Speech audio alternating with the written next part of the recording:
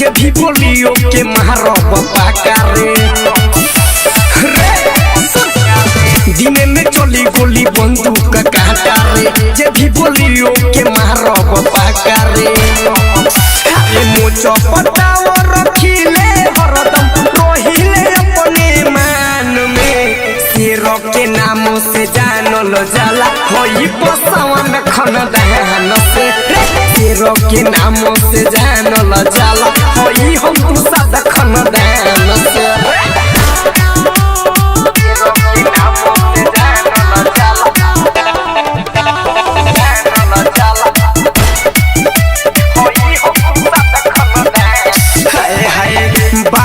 हमर दियले बाटे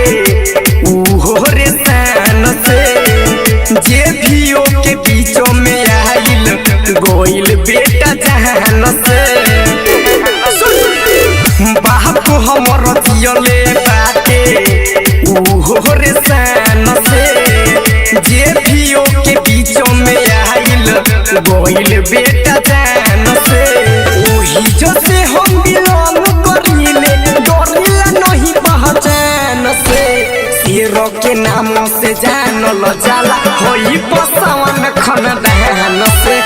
शेर के नाम से जानल जाला होई हम सादा खानदान से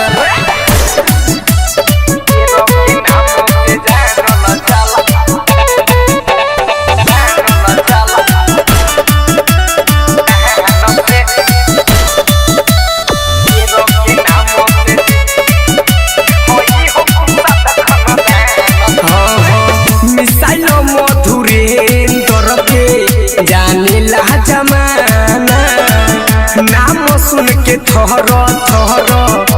कापेला थाना सूर्या सूरज के जानेला जमाना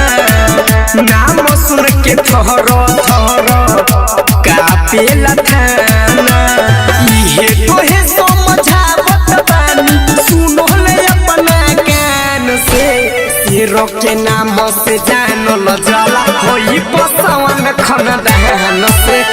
शेर के नाम से जानल जाला होई हम सादा खानदान से दिने में चली गोली बंदूक काटा रे जे भी बोलियो के मारब पाका रे मोचो पटाव रखिले हरदम रोहिले अपने मान में शेर के नाम से जानल जाला होई बसवन खानदान से